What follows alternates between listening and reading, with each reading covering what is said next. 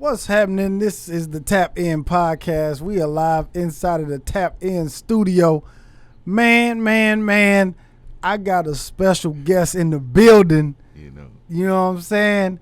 That done blessed us with his presence all the way from the boot. Mr. Forever Hood. Yeah, man. Appreciate y'all having me, man. Yes, we sir. tapped in. We all the way tapped in right That's now. That's right, man. What's going on, man? Man, I'm just happy to be here right now. I'm happy to be here doing my thing, man. Getting the opportunity to bless the world with this music. I'm just happy, man. Yeah, Mr. Make It Happen. You know what I'm saying? No pun intended. Yeah. No pun intended. We really making it happen right now. That's right, man.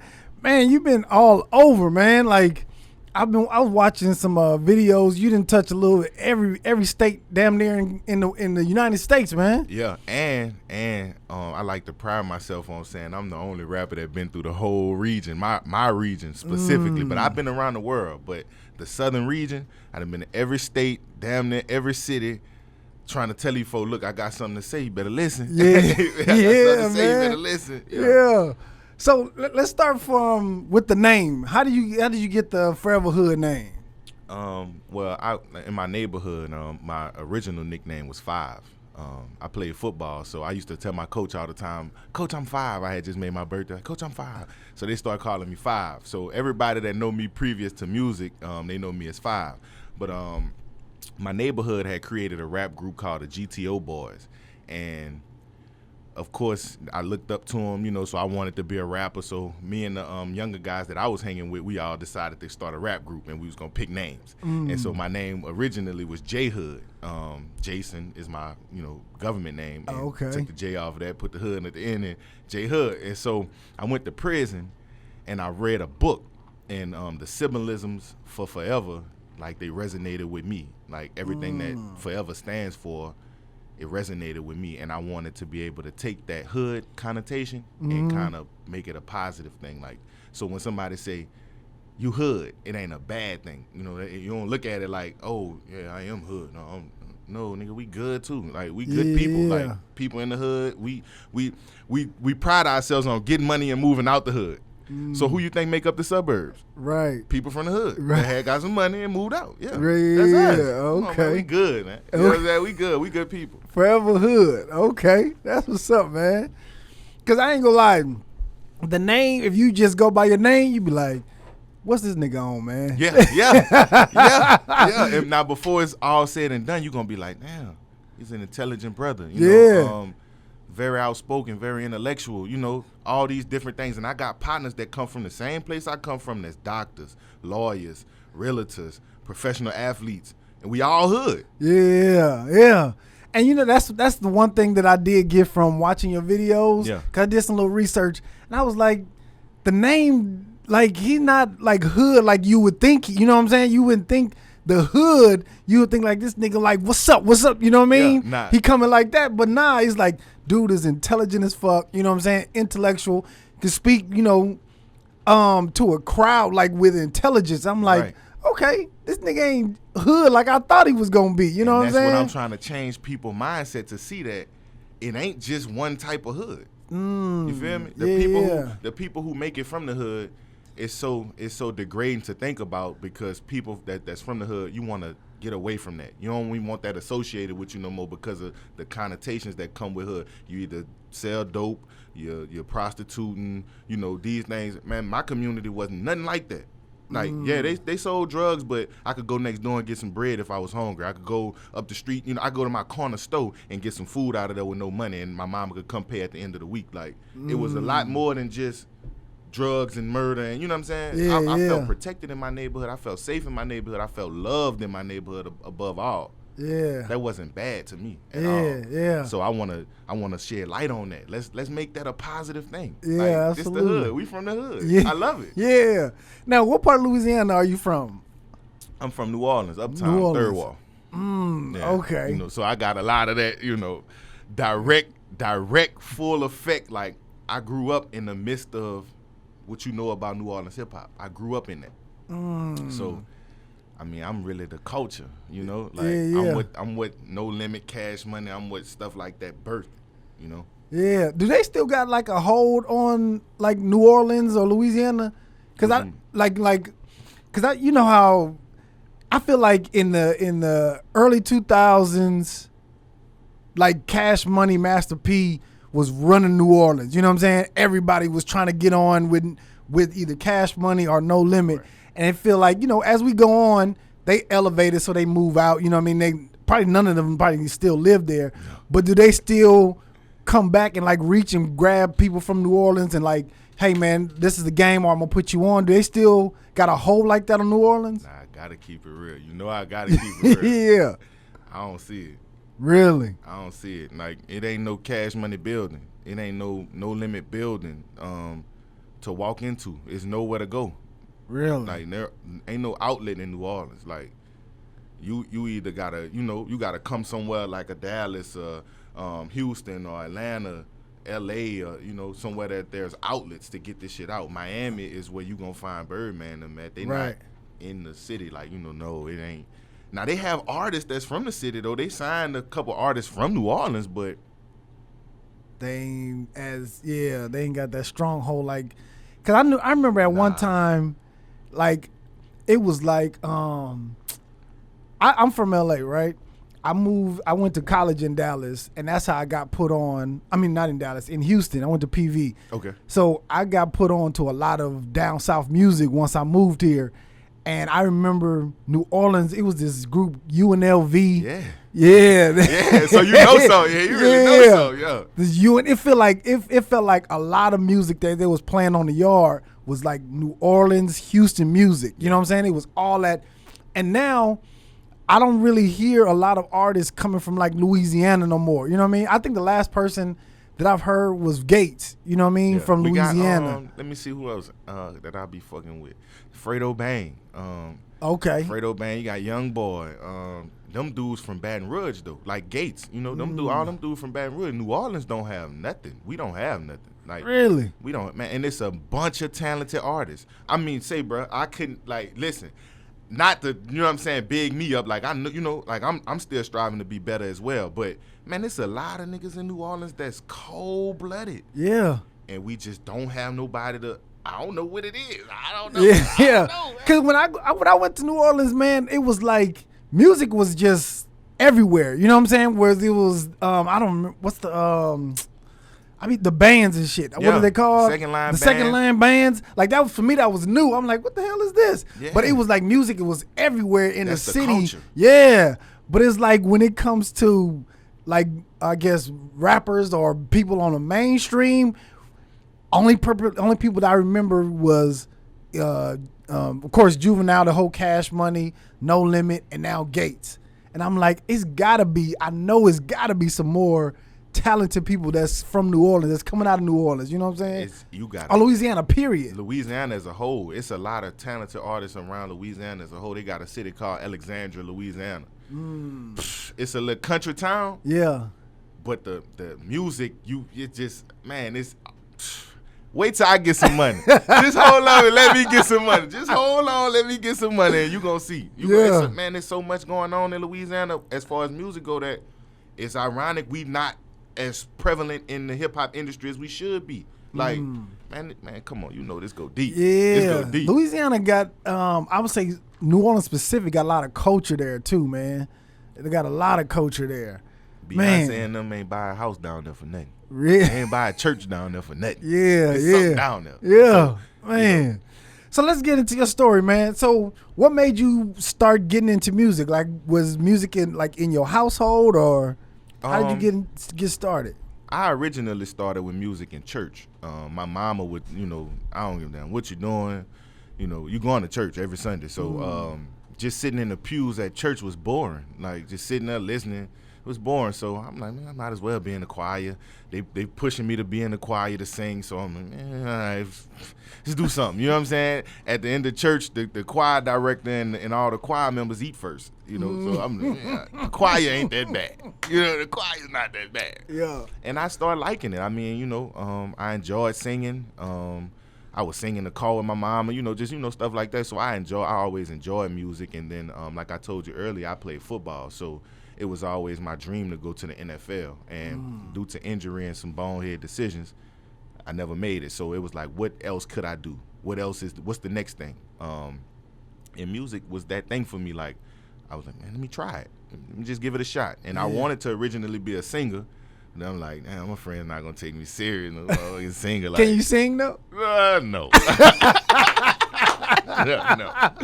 No. Well, in 2021, hell yeah, I can sing. Okay. Yeah, we got auto-tune and some other shit that made me sound like Brian McKnight.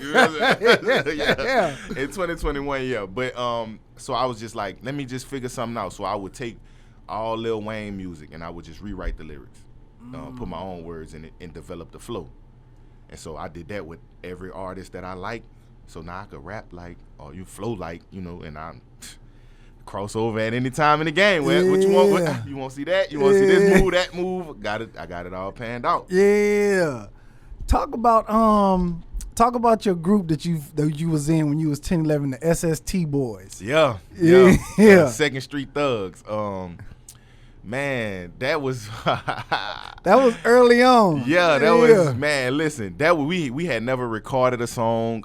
We had never did. We just had a group, and what we did was we had got an instrumental, and we would play it on the computer speakers out of a CD player. We'll take the CD player, plug the speakers in, and play the beat, and everybody will rap their verse. Like, we'll be all chilling on my partner Evan's porch. Rest in peace to Crazy E, you feel me? We'll be sitting on this porch, and everybody would rap their verse.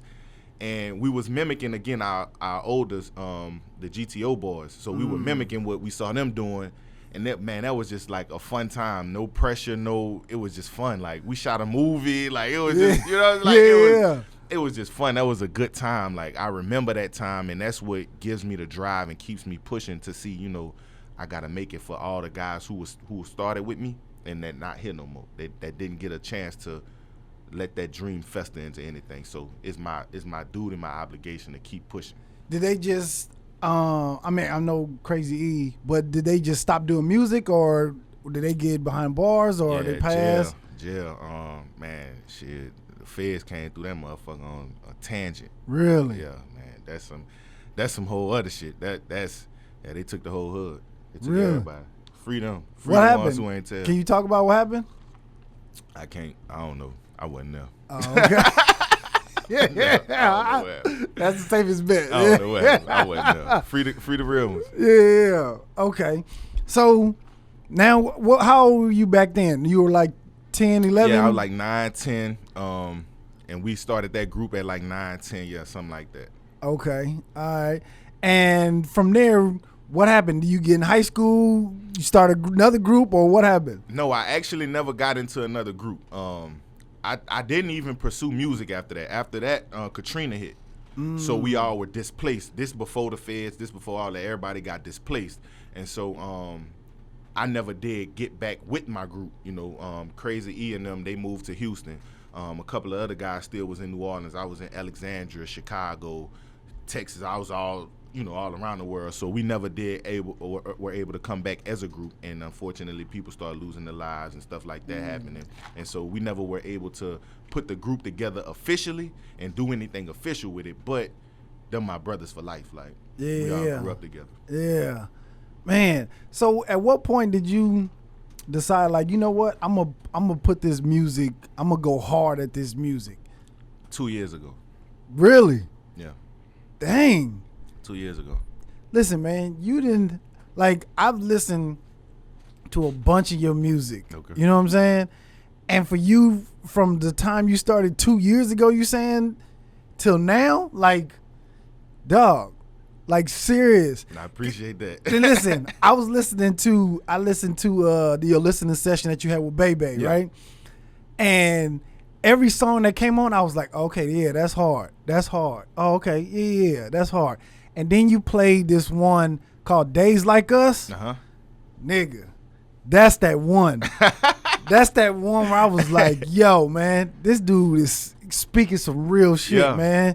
You know what I'm saying? Yeah, it's been 2 years. Like I said, I had exhausted all options. I was living at my mama's house, sleeping on my mama's couch. When you living under somebody's roof, you gotta appease them. You gotta do something that they want you to do. You living in my house for free, nigga, you gotta work. Yeah. Working a job and trying to pursue this, they don't always work hand in hand. I'm not saying that it don't work for some people, but for me, it didn't work because I needed all my time to be able to do rap. So somebody might call me and say, hey, bro, I got a podcast. I want you to pull up. Damn, bro, I can't come. I got to go to work. Fuck a job.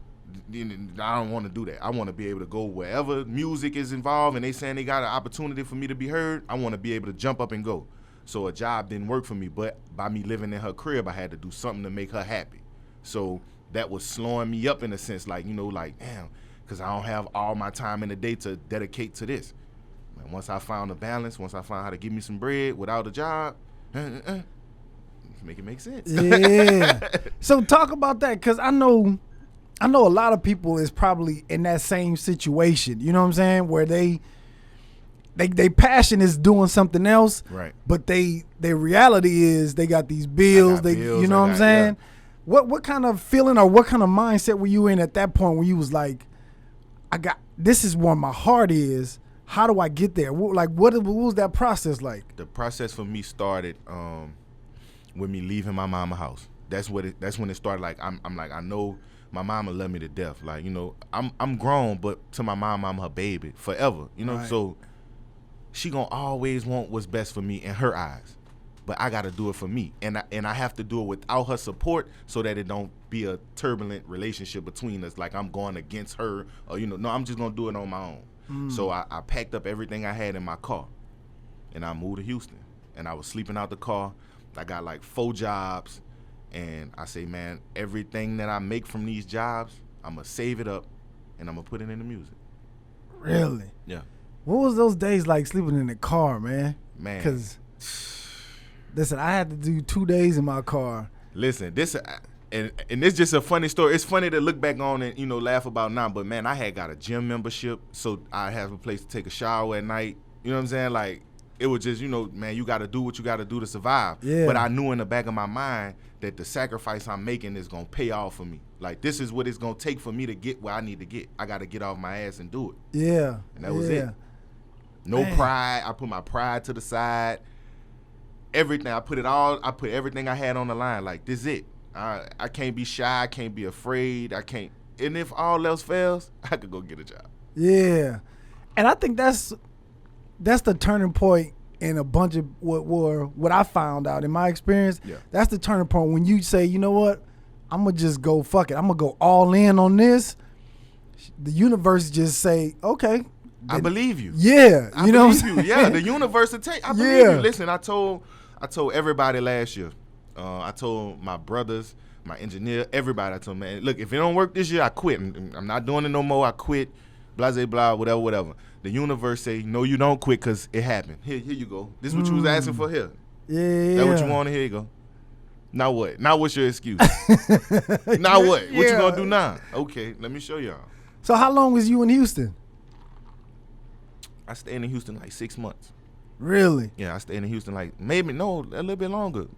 Maybe like a year. Yeah, close to a year. And what happened in that 6 month time? Did you get like signed? Did you get like contact with Rap A Lot, or what happened while you was in Houston? What happened in Houston was a friend of mine was a chef for the Migos.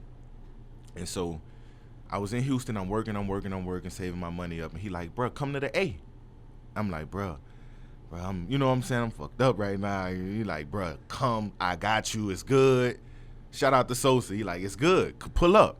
So I left everything I had there. I put it back in my mama's house, took the clothes I had, and I caught a flight to Atlanta. Actually, I got a U-Haul truck. I drove a U-Haul to Atlanta. And 3 weeks later, I was up at QC. Shout out to Collision. I was up at QC, meeting artists, doing my thing, bumping, you know, just networking, moving around, getting active. 3 weeks. And that's the universe. I'm telling you, like, that's the universe. 3 weeks. Nigga, I pulled up to Atlanta in a U-Haul with $300. And 3 weeks later, I was at QC. God damn. Listen, man, I talk about manifestation all the time on this podcast, man. It's real. I talk about it all the time, It's really man. like that. Yeah. It's really like that. And so what happened when you get to Atlanta and you at QC? What happened at that point? Do you get signed with them, or? I took a management deal, but what happened, and it was a 6-month deal. Explain what's a management deal. I was writing. I was writing for other artists and stuff like that. Okay. So Solid Foundation gave me a 6-month deal to kind of fester something out of it or whatever. And if not, then we both go our separate ways. Oh, okay. And so that's what I took. And my partner took QC Collision. He took QC. So that was his situation. And you know, buddy love, I got a little blessing out of that. Yeah. But, okay. What happened was we had a meeting and we were trying to figure out how, just as independent artists or just how does this work? How does it work? And we had a meeting and P laid it all on the table. He laid it all on the line. And I heard the conversation. I was like, I could do it. What was the conversation? I can't really go into detail about what all he said. I don't remember verbatim everything he said, but it was just about really believing in yourself and being willing to bet all the chips on yourself, being willing to take a risk when nobody else will say, I give you the money to take that risk. Just do it. Don't worry about nobody else. Go get it. And so if he could tell us that means I don't really need him for anything then. I could do it like he just told me how to do it. Right. You feel me? So I left. I went home. I came back to New Orleans. And I told my brother and them, I'm like, look, man, we could really do this shit. Like, let's stop playing. Let's really do it. And from that time frame to now, I got signed with DMG, Division Street Music Group. I didn't, million views overnight. Song with Rick Ross. You know what I'm saying? It's just the universe. Yeah. The universe, man. Yeah. It's working in my favor. Yeah, man. But because I know we speeding past a lot of steps. You know what I'm saying? Right. But I know it was like, because in real time, you know what I'm saying? It's minutes, it is hours, it's days. It's like, damn. So on that spectrum, if we go that grave into detail, yeah, I would do any open mic that was ever. If any way I could perform, I'm there for free. If I gotta pay, whatever, I'm there. Rap battle arenas. I'm not a battle rapper, but battle rapping is gonna equip me with the tools, the bars, the metaphors, the confidence to stand in front of people and rap. I'm battle rapping. I'm hosting. Anything that I could do to have my face seen, I'm doing it with no pride. With no pride. I'm not too big for nothing. Like, cause I know I got to do all these things to channel that energy to get there. Yeah. I ain't too big for nothing. I'm doing everything. And this is all in Atlanta, or was this? No, this all. Remember, I told you throughout the whole region. This everywhere with it. Everywhere. I'm everywhere. Seattle. You don't even think they got music. They got a real scene of music in Seattle. I'm in Seattle, L.A., Richmond. I'm everywhere. I'm going. Yeah. I'm going. That's the only way it's gonna get around the world. I gotta bring it. Yeah. And are you making contacts, or who are you contacting when you go into these cities? Are you just previously? I was just pulling up. Oh, okay. Previously, I ain't have no. I'm just pulling up. I don't know. They say who gonna be well. Yeah. Man, let me go rub elbows. The gift of gab. Conversation ruling nation, like we were saying earlier. So I feel like if I get in the presence of anybody, we could work something out. The talent undeniable, and the willingness to become better every day. I don't think I'm the best yet. You feel me? I still got so much more to learn, so much. Man, put me in the studio with Jay-Z. I need that. I need to know what he know. I need to know what Gates know. I need to know these things, so when it's time for me to channel that energy, I could do it because I've been around it. I know what it is. So, yeah. Yeah. Let's get it. Let's get it. Yeah. Dang, man. So, I know at one point, because I know I used to do comedy, right? Mm-hmm. So, I know at one point it was like, man, and I know what I know now versus what I knew then. It was like I couldn't see the end of the road. You know what I'm saying? I can only see what was in front of me. I'm fucking in this bullshit ass hotel trying to, you know what I'm saying? My life is fucked up. Shout out motel. Yeah. But now I got to go out and go do a show and make everybody else happy and make everybody laugh. I know for you, was it the same? Was it similar to you for that? Yeah, but it was a release for me. So like, I would take all that I'm feeling. Like, man, I done slept in my car. I had to go work 3 jobs today. but it's an open mic tonight. I would take all that and I would use that as my motivation to be turned, to be lit, because I know if this what they were saying at the time too. I didn't know this at the time, but this what they were saying. Interscope's gonna be in the building looking to sign an artist, and Def Jam will be here, and this and that. And so, I'm thinking like, man, this is my shot. Like, so I'm going in there. Now I'm taking all that. I'm sleeping in my car. Man, I'm rocking out. Yeah. I'm rocking out. Every night I'm rocking out. And so that was just the motivation for me. Like, I need a deal. I need a chance at this dream. Like, I need a chance to be able to push forward. So I would use that as energy every night. Dang. I wish I would have did that back then. You know what I'm saying? Yeah. Because I know when life is just beating you down and life is always telling you no, it can wear you down, and your passion for what you started from just doing something for fun. Right. You know what I mean? It could beat you down. But I don't think I had the foresight that I do now about where I want to go, especially now what I'm doing now in comedy. You know what I mean? Right. Like I couldn't see my finish line or what I wanted to achieve in comedy. I think that's the biggest thing. You got to know where you want to go. Yeah. You know what I mean? Because that's what keep pushing you forward to get to that point. And no matter what kind of obstacles life throw at you, you know what? Hey, I still got to get to this point. You know what I'm saying? And that's for me, the end goal is to be able to provide resources to those in need. For Louisiana? Yeah, not just Louisiana, my people, period, around the world. I want to be big enough to do it globally, not just my neighborhood. Whatever resources you may need to succeed, I want to be able to help you get to them. If I don't have them all, at least I can help you get to the right person who do. Yeah, and that's big, man. Yeah, that's gonna carry my legacy far greater than music could ever. Yeah. Than any song I could ever make, the things that I'm gonna do as far as giving back and helping out is gonna take me way further than any song I could ever make. Yeah, man. So I got some. Who is Big Ted to you, man? Big Ted, my big bro, man. Shout out Big Ted. Yeah. Man. Shout out Big Ted, man. You really did your research. Yeah, man. I'm telling you, man. You really did your research. Shout out Big Ted, man. Big Ted, that's my bro. Like, he's, part the reason for this whole situation where we are today. He saw something in me and believed in me enough to tell somebody who was giving him a shot that they should give me the shot. Huh? Explain that. What happened? Yeah. They was trying to bless him. He said, I mean, what is Ted a rapper or who? What does Ted do? He's a manager. Ted managed, so he had an opportunity for another artist. Okay. Like boom, boom, boom. Like, nah, look, my partner right here, him. And it worked out like this. You see, shout out Big Ted. Okay, Ted got you shining. Yeah. How did you meet Big Ted? Like, how did you even make that relationship? Bruh, listen, I don't even know how we met. Just, I guess, through mutual friends and mutually seeing each other a lot. We just developed a respect for each other, It was a shocker to me. Like, it shocked me. He called my phone. He like, Hood, I got so and so. They interested in your music. You feel me? And at this, I'm like, man, everybody say that shit. You know what I'm saying? So, cool. I'm like, cool. So, whatever. So, months go by, nothing come from it. So, couple months, like probably 6-7 months later, he hit me back.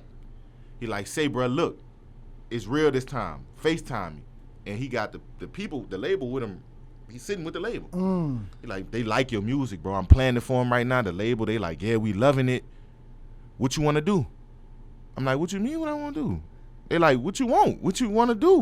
We want you today. Yeah. I'm like, y'all playing. They like, okay, cool. All right, you think we playing. The next day they told me, go to Atlanta. The Fujiano waiting on you to do the song. You think we playing. Go to Atlanta the next day, the very next day. Yeah. The following day after that, Cowboy, you in the studio with Cowboy, producer Russian, Key Glock. Yeah, you in the mix. Just like that, overnight, a phone call, overnight, I'm in the mix. Just like that, I swear to God. Just like that. Straight up? Shout out Big Ted. And is Big Ted managing you? No, he didn't want nothing from me. Shout out to Big Ted, man. He didn't want nothing from me but for me to have a shot. That's it. That's it. Yeah. That's it, man. That's all he wanted from me. He said, I just want to see you. You deserve a shot. You deserve it, bro. Damn. And he looked out for me. And so he the one that got you signed with DMG. Mm-hmm. Golly. Yeah. Shout out to Big Ted, Shout man. out Big Ted one more time. Hey, whoever on this live, go tag Big Ted, man. Y'all go tag Big Ted. Let them know we over here blessing this game. Man. So how close were you to your football dreams, man? I know you said you played football. Man, bro, I really could have did that shit. I really could have did it. Like, I really could have did it. But couldn't think. What you mean? I couldn't think. I was lost. And I couldn't think. I couldn't think my way out of it. So I thought the only way to fix it was with aggression. So I did everything aggressively. I talked to my coaches aggressive. Fuck this shit. I'm a dog. I'm the number 2 running back in the state. Fuck you gonna tell me? I'm a stud. Like, he's uncoachable. Yeah, my backup, shout out Jalen Richard. He played for the Oakland Raiders, the Las Vegas Raiders now. But that was my backup. He was more coachable. He was a more humble guy. You know what I'm saying? A more hard worker. Wasn't better than me, but he worked harder. That's what fuels me now to know that it's the work. Who cares how talented you are if you're not gonna work? Right. Nobody care. So this is high school or this is college? It's high school. I tore my ACL in college, and that was it. Like, after I tore my ACL, I kind of gave up. I was lost. I had nowhere to go. Lost my scholarship. Went through a coaching change in at Southern. It was just. You went to Southern? Yeah. Oh, okay. He was done after that. And then I crashed out. I got lost and crashed out. Man, talk about what made you go. Talk about the mindset. What made you crash out? What made you go down that road versus, you know what? Let me rehab. Mm-hmm. Let me try to, you know what I mean? Let me take another avenue. What made you go down that road? I thought it was over with. I couldn't foresee anything greater than the NFL. I never could have fathomed I'd be able to make more money rapping than I would have in the NFL. I couldn't think of that. The NFL that's it. We come from the hood. That's the only NFL. That's it. So I couldn't see. I thought I lost. I thought I lost that life. So I'm like, fuck, it's over. It's over with. I ain't got nothing else to live for. I had no kids at the time. Fuck it. It's over with. I'm going to be the number 1 hitman in the world. So is this when you got locked up? Yeah.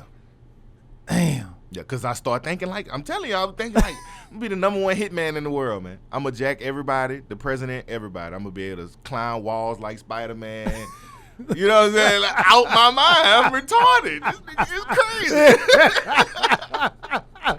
Yeah, this nigga is crazy. And them people showed me, yeah, you crazy, sir. Come here, sit your ass down. You tripping. And the universe, again, allowed me to come out of that situation. So now I know I can't play.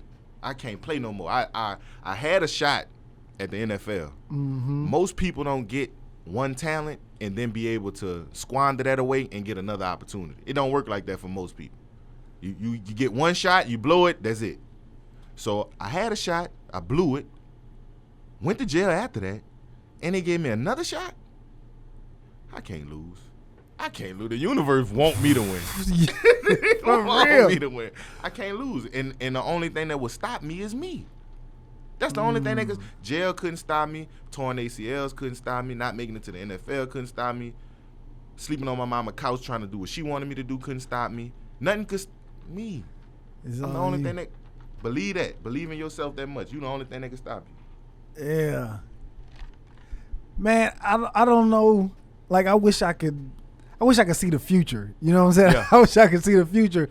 But man, you got a fucking crazy story that I want to see already. Like, I want to fast forward the movie to see where it ends. You know what I'm saying? Like, where you gonna be at? Because for somebody like you, I feel like your mind is so fucking strong.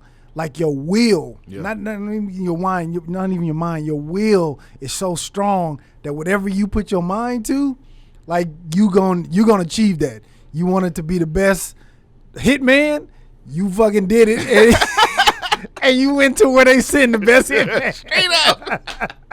Straight up. Listen, that is not a foreseeable future either, so do not pursue that. You're not gonna make it far with that. God damn, man. So what happened with the 3139?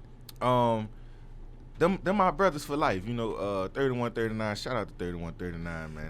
Now I want to clarify. Is this a label or was 3139 is a label? Yeah. Okay. Yeah. And that was your label? Yeah, I was part owner of that label. Yeah. Okay. Now what happened? Because I was a little confused. I ain't gonna lie. Because at first I seen 3139, then I seen DMG, and I'm like, are they like? Is this like a combined thing or what was it? Well, originally, no. I didn't sign 3139 to DMG. Oh, okay. That was just me and my brother. We're like, okay, we're gonna do something, but let's do it for the formidable way. We're gonna do an LLC. We're gonna have the structure of the infrastructure of the company together. Okay. So we did everything the right way. Everything, paperwork legit. But the business side of it didn't quite work that way.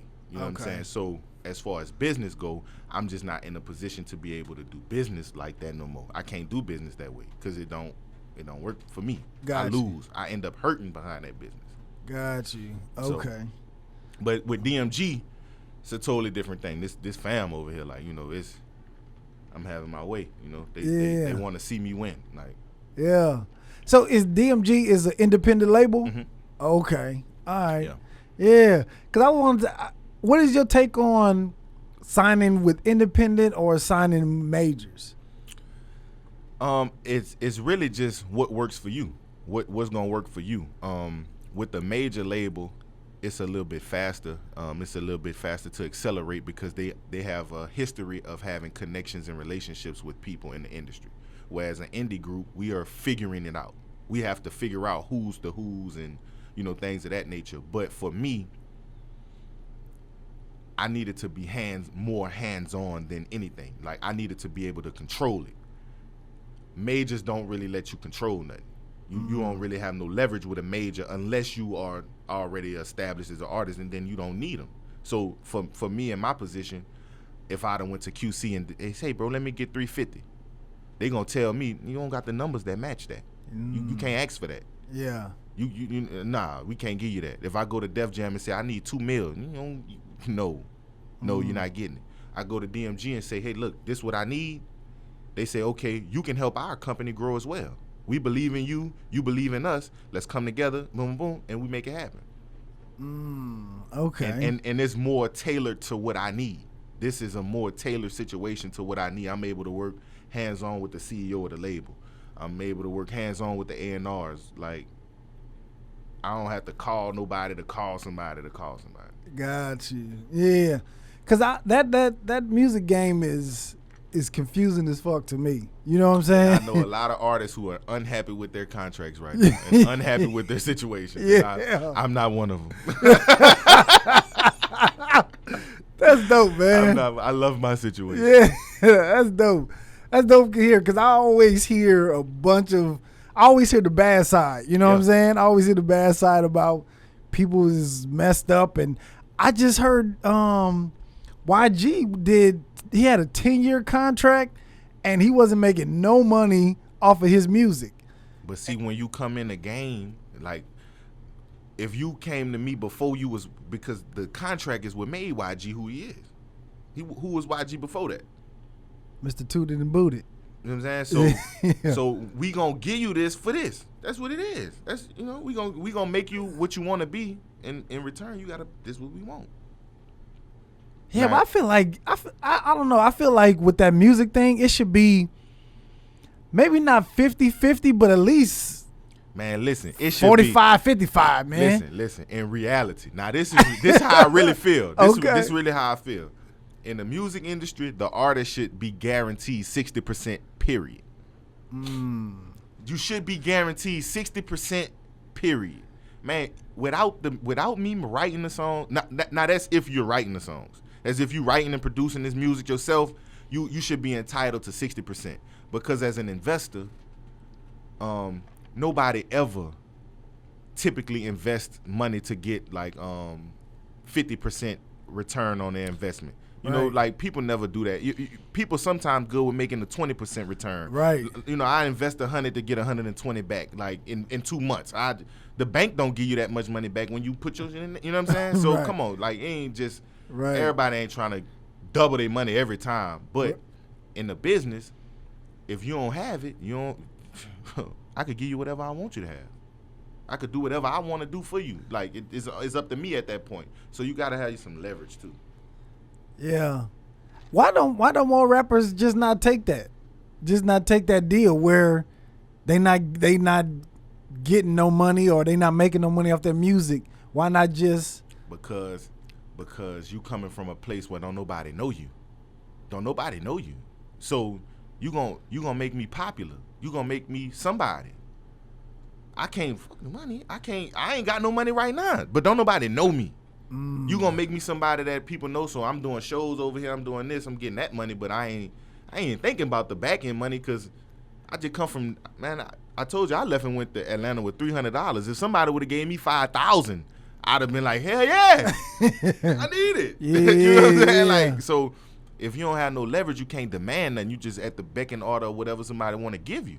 Whatever they feel like you know, worth to them. They don't know what you worth. You ain't did nothing. You ain't proven anything yet. So if you in a situation like that, that's how you end up getting a 10-year contract where you don't make no money because we took a chance on you when you was nobody. Damn. That music game is something else, man. It's something else. Oh, you better definitely know it. It's something else. You better definitely know it. And it's a lot of people out here who've been in the industry for a long time.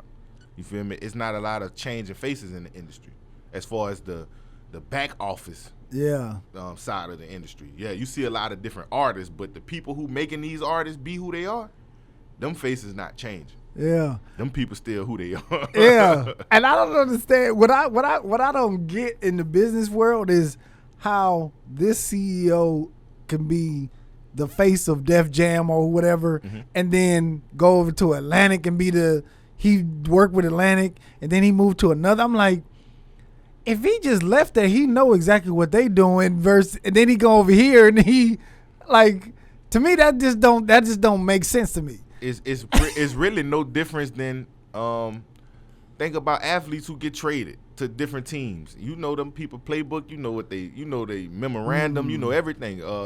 Even bankers. You might be working for Chase Bank, leading the hedge fund over here. You do something wrong and now you at Regions. Yeah. You know what I'm saying? Yeah. Like, there ain't no. Cause now, the way you put it, it makes it just seem like it's just a job. It's just a job. You know what I'm saying? And that's the real. That's why them people should not be entitled to 70% of your shit. Cause it's just a job for them. This is really my passion. Right. When I go in the studio at nighttime and I'm making these songs and I'm in there until 6 in the morning, man, you at home sleeping, getting ready to go to your 9 to 5. Right. You feel me? Right. Man, come on, man. This shit don't never stop for me. This is really my life. Yeah. Yeah. 60%. That's gonna be a hashtag. 60%. That should be standard. That should be standard. If you write your own music. Now, if you don't write the music, if the label is finding writers for you, and then at that point you're an employee. You feel me? You just an employee. Yeah. So, hey, you talent hire for talent. Yeah. Like so, you know. But I'm not taking away the fact that it does require some talent to be able to perform. You know, you got to have something going on for me to write a song for you and you to be able to paint the picture the way I wrote it. That does require some effort, but you don't get as much as me for writing it. You know. No. Yeah. I need to get some of that 60. Yeah. I agree with that. I agree with that. Yeah. I agree with that. Now, as far as where you get your beats from, who producing your music? I work with all different producers. My email is posted on my Instagram. I work with everybody. Really? Email me your beats. Okay. Yeah. Put your email out there in case. Yeah. That's the number 4 ORDA Hood for the hood @gmail.com. Send them your beats, man. Yeah, send the beats. Send them your beats. Make sure it's heat though, cause I ain't gonna fuck with it if it ain't. I'm just gonna keep it G. If it's not good, I'm not gonna fuck with it. Yeah. Now, I was just watching this on the Breakfast Club the other day about Hov versus Drake. Who you say is top dog on out of them two? Of Drake and Jay-Z? Yeah. As far as like who the best artist or like rapper versus just who the best rapper? Yeah. I'm gonna go Drake. You could go Drake? Yeah, I'm gonna go Drake. Why Drake? I don't know. I just don't like Jay-Z. Really? Yeah, I don't really like. I don't listen to like. You're the first person I heard say this. You know that. Yeah, I mean, me and my daddy used to argue about that. I used to like Lil Wayne. To me, is the greatest rapper of all time. He way better than Jay-Z. To me, okay, that's my opinion. Now everybody might feel differently, but I've never listened to Jay-Z. I don't, like outside of the songs we hear on the TV and the radio, BET and stuff like that, but just a Jay-Z album. I was a baby when Jay-Z was dropping albums, so I didn't get to listen to all that stuff. And now that I'm where I'm at now, I still have yet to go back and listen to it. You gotta listen, man. It's just like what I've heard. It's just like what I have heard. I can't take away that he's talented. He but it's just not like no. I'm trying to think what like what's the last Jay-Z? You probably heard what, the 444? Yeah. That one. I heard a couple songs off of that, yeah. Okay. That to me that was more of a cultural album, you know what I mean, for black people, or you know what I'm saying? Yeah. That was more for that. But the Blueprint and the Blueprint 2, you gotta listen to those albums, man. Yeah, I haven't. I've heard songs off of them. You gotta. This what it is for me. Right? People hold Jay-Z on the pedestal of like the best lyricists, and from the songs I've heard, he wasn't. He wasn't? Nah. What songs have you heard? You know the ones that's on the radio, the popular ones, the singles. I heard the singles. And that's what I'm saying. I'm not taking nothing away from him. I'm not saying he's not talented. I'm saying like, okay, if somebody came in here and told you, man, he a cornerback like Deion Sanders. When you seen me play, if I didn't do quite what you thought Deion did, you would say, man, that nigga trash. I might not really be trash, but if somebody done hype me up so much to you and I don't fulfill or exceed that expectation, then I'm trash. Yeah. See, but the thing is, you listen to the singles, which is the commercial side. You know what I'm saying? That's where he gets you to come in and listen to the album. Right. You know what I'm saying? But and I will say this, I'll keep it real. In the very beginning, I'm a West Coast dude. You know what I'm saying? So I didn't start rocking with Jay-Z until the Blueprint. You know what I'm saying? So I didn't really fuck with what was his first one? Everybody be like, yo, this Black Album or something? Nah, it wasn't the Black Album. The Black Reasonable Album. Doubt. Reasonable Doubt. Yeah. I wasn't on Jay-Z or Reasonable Doubt, and that's 1997. Right. You know what I'm saying? I wasn't. I was. Yeah. Yeah. I wasn't fucking with him then. It wasn't until like 2001, 2002 when he came with the Blueprint when I was like, yo, I fuck with him. You know what I'm saying? And his commercial shit is like I didn't really like it because he had one where it was like a Budweiser commercial. Show me what you got, dirt off your shoulders. Like those were cool, but those wasn't my favorite ones. You know what I'm saying? Right. He got one with produced by DJ Quick. On the Black Album, he got one produced by DJ Quick. Then he got one produced by Dr. Dre. The Watcher. Man. See, I ain't never heard none of that. You ain't never heard none of this? Never heard that. Oh man, I gotta put you on, man. I never heard none of that because, like I'm telling you, then they talk different. It's just like my favorite rapper is Soulja Slim, like to death. Like Lil Wayne is the best rapper to me, but my favorite of all time is Soulja Slim. He speaks the language I speak. We talk the same. Like I couldn't get around New York. I couldn't get it. I never listened. I just it just wasn't for me. Yeah, and what I will say about you, like some of your rap lyrics that I listen to, like you paint pictures. You know what I'm saying? You telling like stories, And for me, that's what Jay-Z is. Yeah. Like, he tells, like, stories, you know what I'm saying? Even when that one song he got with Young Jeezy about how I didn't heard it all, I didn't done it all, or something like that. I done seen it all. Seen it all. Yeah, that shit is hard. See, you ain't fucking with that? See, I feel like in my past life, I was a drug dealer. So. Okay. My past life, I was a drug dealer, so that was like, nigga, I'm pushing weight. You know what I'm saying? Yeah. That was that. But I mean, I like Drake. I ain't gonna front. I do like Drake. I fuck with Drake. But as far as when it come to just the hard lyrics, I can't do Drake. And Drake, I wouldn't even say I could either. But this is why I picked Drake over Hov. Okay. Every time Drake drop a song, a single, a project, whatever, he's built a rapport about himself that it's gonna do what it's gonna do because it's Drake. Drake could come right now and jump on the podcast, and the podcast gonna do Drake, which is relatively the same for Jay-Z, but not how it is for Drake. Like Drake could get on anybody's song and it becomes a #1 song. That's just the Drake effect. Like it requires something to be able to do put out a certain quality of music that no matter what you put out is gonna automatically do this at bare minimum. That's Drake. Like Jay-Z put out an album every 10 years. Yeah, because now I will say this. He's the best businessman in hip hop. Yeah. He the best. That's why Jay-Z is revered the way he is in hip hop, because of the business. Everything he was able to do outside of music.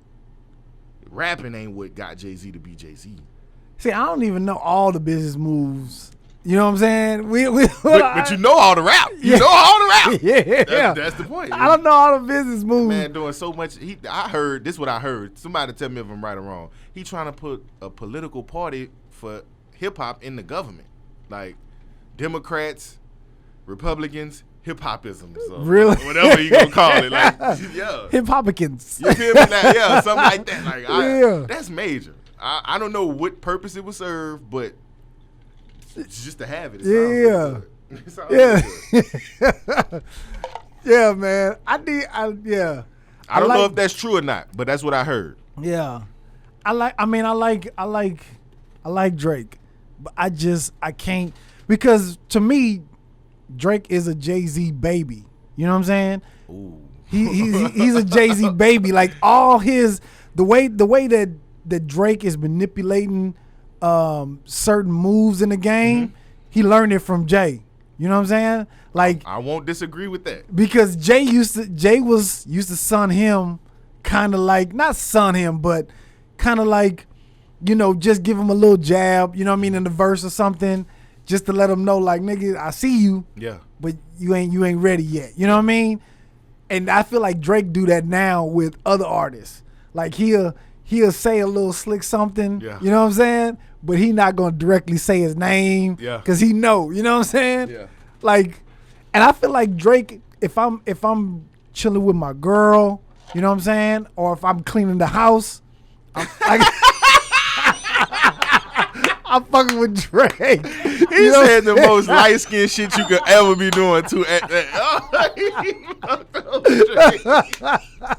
fuck with Drake. He fucked over Drake. He said the most light skinned shit you could say. Cleaning the house. I'm with my girl, cleaning the house. That's what I'm fucking with Drake. Shout out Drake, man. Just tap in, Drake. Tap in. Save yourself. Oh, shit. That's real, though. Man, that's a good one. Yeah, that's real. Oh, shit. That was a good one. He said about cleaning the house or some shit. I ain't listening to Drake on the way to the club, though. I ain't gonna lie. I ain't listening to Drake on the way to the club. But I fuck with Drake, though. Yeah. Shout out Drake, man. Give me a feature. Shout out Drake, man. I'm not gonna clean the house to your shit, Drake. Yo, so how did you get the feature with Ross? The universe. Yeah, but tell me the steps.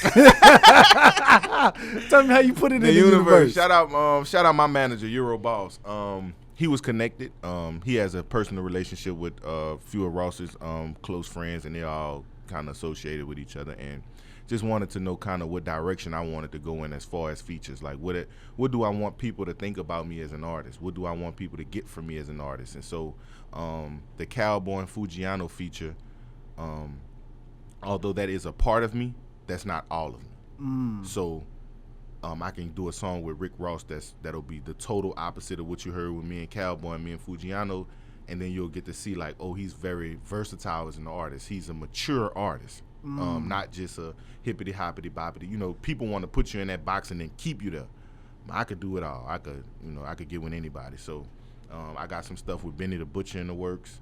The Ross record's done. We just kind of trying to finalize a date where we can shoot that and get that put out. I got some stuff with DJ Chose as well. Just all across the board, just, you know, being broad, you know. Yeah, man. Cause that's big. That's major, man. You know what I'm saying? Ross is a major figure in hip hop, man. Yeah, and once you on a song, that's damn near the equivalent to the hood Jay-Z. You know what I'm saying? So once you on a song with Ross, you kind of establish if you are a rapper or not. Yeah. It's gonna either be one or the other though. And Ross didn't shit on you on the verse, did he? He didn't kill you on the verse, did he? I'm really him. Yeah. I ain't putting a song out with a nigga that killed me on. Yeah. I'm just gonna. I'm really him. Talk your shit, man. I'm really Talk him. your shit. Me and Ross gonna have a lot more shit too. Watch. Really? Watch and see. That's dope, man. Watch and see, man. Watch. We gonna have a lot more shit because I'm really talking about something. Yeah. I could do the dumb shit too though. I'm with that too. We having fun too. Yeah. But I could really talk about this shit. And I'm gonna say this publicly, man. Like the song "Make It Happen" is dope. Yeah, you know what I'm saying? Appreciate that. But I feel like you killed Fujiano and Cowboy on that mug. A lot of people feel that way. Shout out Cowboy and Fujiano. A lot of people. Like who's on the hook? For Fujiano. Fujiano, the hook is dope. You know what I'm saying? But the verse, I feel like you killed them all on the verse. Everybody like, and especially my people. My people feel like they just love me to death. You feel me? So, but a lot of people, I got that from a lot of people, and then other artists and other fans and stuff. They like Cowboy for what they like Cowboy for. You know, so people say Cowboy killed it. Cowboy killed y'all on that song. And then people who like Fujiano, they say, you know what, Fujiano killed y'all. He did the hook and the verse. He killed y'all on they can't miss. And by me being the new guy, like, well, he was the wackest because we don't really know what to take from him, what to expect from him. So we know Cowboy and Fujiano did what they were supposed to do. We don't really know who this guy is. So he the wackest. Yeah. But people who really listening, people feel like, you know, so it's just a very opinionated thing. I appreciate you saying that, though. I appreciate you. And I'm going to tell you, until last night, I hadn't heard none of y'all music. Right. I hadn't heard none of y'all music. But when I listened to that song, I was like, oh yeah, he's definitely the top one on this song. You know what I'm saying? Yeah. It felt like to me like once your verse come on, like the quality of the music go up to me. Cause once I can understand what you're saying. Right. You know what I'm saying? You sound clear. You know what I mean? It's not a lot of, and I don't hear a lot of auto tune right. when you spitting. You know what I'm saying? So I was like, okay, yeah, he's definitely one of the top on this song. Right. You know what I'm saying? Yeah. Now they may get you on another song. Yeah. You know what I'm saying? But I doubt it. I doubt it. And look, you can ask Fujiano in it. Like me and Fu was in the studio together. Like me and Cal was in the studio. All us was in the studio together. These not records that I sent off and got back. Yeah. Fujiano got up I came in the room. Matter of fact, this is how I came in the room. Fujiano and his manager was in there. My manager was in there, and Fujiano and his manager. I came in the room. Me and Fu shook hands, blah, blah, blah. They were smoking a blunt. I hit the blunt. I said, excuse me, I said, play the beat. What beat y'all got, you know, because they was listening to beats already. So I'm like, what beat y'all got pulled up? So they played the Make It Happen beat. Shout out to Shania. That's a female producer from Atlanta. Shout out to Shania. They was playing the beat. I wrote my verse in like 5 minutes. Straight up? Straight up. I wrote my verse before they could put the blunt out. Fu went in the booth. He did his verse. Came out. I went in the booth. Did my verse. Fu left. I did like 3 more songs that night. The following day, I had left. I think I had left my hard drive at the studio, and I pulled up to get the hard drive, and Cowboy was there. Key Glock, Russian. There was a whole bunch of other people that was there just on their own type of time. And my manager has a relationship with Cowboy as well, so he played him the record. And Cowboy's like, let me put a verse on it. Of course, nothing. Like, that's, no brainer. And he gave me the verse. And from that day forward, just fuck with a nigga like we had grew up in Iraq together. Like, you know what I'm saying? So shout out to Cowboy on 147. Yeah, shout out to them, man. We're gonna get out of here, man. I heard you were doing something with you were protesting this summer, man. Oh yeah, man, I was real active. Again, around the world too, not just in my neighborhood. I was around the world. I went to Brooklyn. I went to Connecticut. I went to Texas, of course. I came down to Texas, Carolina, just all around, just getting active. Like, I really think that the injustices we face as a people, black people in particular, we don't really get to brag or just I don't want to say complain, because complaining sounds so negative, but we don't get to voice how we feel about what's going on without it being you trying to throw the race. It's a real thing. This is a real thing. You know it, I know it, we all know it. People act like it don't exist. Like, man, it's real, man. Like, so it was just humbling for me to be able to be with the people who really live in this every day. Sometimes as artists or as rappers, superstars or whatever, we get too big for what's reality. I'm never on that level that I feel like I'm too big to be compassionate to what's going on. Were you out there? Did you get to talk to Tamika Mallory? No. Oh, okay. No, I didn't. I was just on the front line, just yeah. I wasn't looking for no recognition or nothing. I'm just trying to see what's up. I'm trying to see why people feel how they feel. Like, yeah, because I feel the same way. What's up with y'all? What we gonna do about it? Right. Who trying to Huey Newton something? You know what I'm saying? Yeah. Like, who trying to do Frederick Hampton? What y'all want to do? Yeah. How we gonna change it? I'm with that. Yeah. I'm with that. Shout out Forever Hood. I'm with that. If y'all want it, we could change the infrastructure. I'm with that. We don't need you on that side, man. We Martin need you X. in the studio. Martin X. In the studio, man. Yeah. But nah, that's what it was for me. Just being in touch with that feeling. What does that feel like? For some black mothers to lose their kids, sons, for senseless, just hatred. Just what does that feel like? What could cause a person to think that way? That you could just take somebody's life because of the color of their skin? Like, damn, are we really good people? Like, man, think about this. All the shit y'all done put us through, and we still ain't burnt this motherfucker down. Talk on it, man. Speak on it. They say we niggers are ignorant, and all the shit we done been through that y'all put in the history books, that's just what we know. Just what y'all allow us to know is what we know. We don't know the full story. But just based on what we know we've been through enough, and we still ain't turned up in this bitch. Y'all say we the problem? Right. Stop it. Right. Stop it. Y'all God damn, man. Damn. That's real talk, man. Because I forgot who I heard say this, but maybe it was just like an Instagram meme or something. It was like, after all the things y'all doing to black people, y'all lucky we just want equality. You lucky we just want equality and not revenge. You know what I'm saying? That's all my people want us to be equal. Right. Not greater than. I just want to be viewed as equal to you. Yeah. After everything. No, I want to be greater than. Yeah. I think black people need 25,000 years of being better than everybody else. Like, we deserve it. Like, we deserve it. Niggas making it to the NFL off Section 8. Come on, bro. Yeah. Come on, bro. Let's not act like that ain't nothing. Yes. Like, niggas going to the NBA off Section 8. We deserve 25,000 years of being the number one species on Earth. Yeah, we deserve it. We've been through enough. Listen, man, I always say, man, this black skin is powerful, man. Man, believe that. We just got to know how to use it. Believe you know that. what I'm saying? Believe that. And finding a way to unify. You feel me? We've been divided for so long. Like, we've been divided based on things that don't even matter. Based on stuff that don't even matter. That's not even ours. We just need to come together. One time. Let's just try. One time. Let's just try. I'm talking about every black person in the world. If we all just let's just try one time. You seen what happened with the Black Panthers. that was just a small portion of brothers and sisters who, let's just all come together and see. Yeah. What else we got to lose? That's what Trump said. What else do you have to lose? Right. Come on, what else we got to lose? Let's right. try.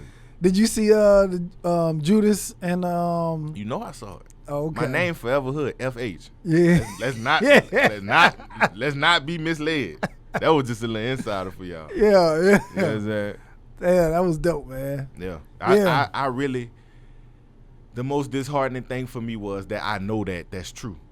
You know what I'm saying? Like, before I even saw that movie, I know that that's true. I was in jail, and I was trying to break out because I didn't know how long I was going to get. They were talking about 114 years, and I was trying to break out.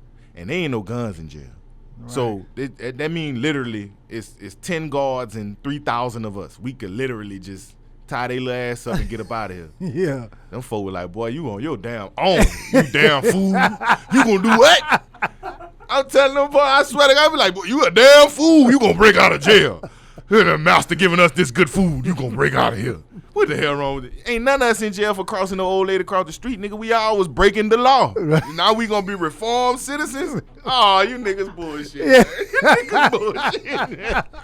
You niggas bullshit. That's why I ain't going back to jail. Nah, hell no. Them niggas playing in jail, man. Them niggas ain't for real. Niggas, hell no, I'm not leaving here.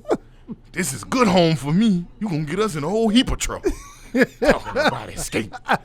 Man, y'all play. I'm telling you, I was telling everybody because I was young, I was scared. Shit, before I went to jail, all I used to watch was I Almost Got Away with It, Law and Order, and crime shit. So I'm like, I know I'm gonna get out of here. I'm with it. Let's go. Yeah. Man, I'm full like, boy, you on your own. Yeah. We ain't helping you either. We ain't giving you nothing to get away either. We ain't helping your ass. We ain't causing a distraction over here. Nothing. You on your own, sir. I said, boy, these niggas got me up in here thinking we all gonna be gangsters in here. Yeah. I thought this is what all the gangsters was. Man, niggas is reformed citizens in jail, man. I swear. But listen, that cell will do it to you.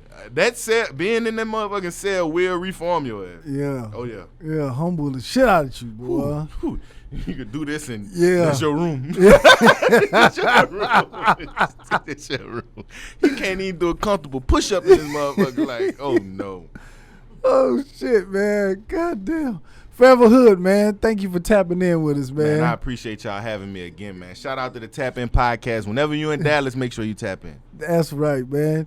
You and Mook cool? Y'all back cool, man? That's my brother. We never wasn't cool. It was just, shit, we brothers. You know what I'm saying? So shit, he did some shit that I ain't agree with. And I'm sure he probably felt like some shit I did he didn't agree with. But it just, that's what it was, I just was in my feelings like shit. And that was we wasn't talking at the time, so shit, the only way for me to express how I felt was that way. So it was just like, I'm just letting them know what it is. There ain't no love lost or nothing, but I just was in disagreements with the business. Like, I ain't agree with business. So we gotta figure that out. Like, that's some other shit. But as far as the brotherhood, like, what he did for me, you know what I'm saying? I can't erase that. I can't erase, my life was in danger. Him pulling up to defend my life, I can't erase that. I can't act like he didn't do that, Yeah. And that's more important than any fucked up business. You feel me? Like, fucked up business is just fucked up business. It's just business. Right. That's it. Personally, I can't erase knowing his daughters. His daughters love me. You know what I'm saying? I can't erase that. I can't erase sleeping in his house on his couch. I can't erase none of that. Like, that's the real relationship. The business shit was some shit we was trying. Yeah, that's what's up, man. Yeah. Yeah, that's good that y'all tight like that. You know what I'm saying? It's love forever, family. And that's me though. I ain't gonna never, ever. If you hear me talking negatively about somebody or something, we never was friends. We never was cool. I never had no love for you. Like, anybody I got love for though, we gonna go to the grave with it. Whatever it is, we gonna go to the grave with it. And I'm a forgiving person at heart. I want to forgive everybody. I don't want to hold no grudges. I will, but I don't want to. I want to forgive you. I want to get past this shit. I want to talk about it. I'm emotional. I'm sensitive. I want to say how I feel. You know what I'm saying? And get that shit out of my chest. Because if not, I'll be crashing out. Yeah. Right, bitch, ready to crash out in my feelings. Like, this nigga don't fuck with me, man. I'm gonna kill him. Man, no, man. Just tell a nigga how you feel. Yeah, man. Just say it. Yes, sir. Yo, man, thank you again, man. Again, I appreciate you having me, man. So we're gonna be looking forward to the Ross album, man, and big things coming from you, dog. Yeah, I'm actually in the process of putting a track listing together for the album. So hopefully I get the Benny the Butcher feature back. I also want to do some things with Gates and YG. So I'm just kind of like waiting on everything to fester and put the album together. That's what's up, man. That's what's up. We just about got it done though. Like I could put it out today, but I just want to touch a little more, just put a little more detail into it for the people. Because it's been a while. This will be my debut album, so I want to make sure it's a fulfillment of the past 2 years, but also telling my entire story and just being captivating, being so different, not just one thing on the whole album. Like we gonna go all around the world. We gonna experience everything I've been experiencing in these past couple years, and previous to that, I want to put all that in there. So it's gonna be a movie. Yeah, that's what's up, man. Yo, man, make sure y'all tap in with my boy Forever Hood, man. Yeah, on all social medias. FOREVER Hood, Forever Hood on all streaming platforms. Make sure y'all go get that. Make It Happen is out right now, and my follow-up single Rise to Fame out right now. Yes, sir. Yo, man, thank y'all for tapping in, man. This has been the Tap In Podcast, man. Holla.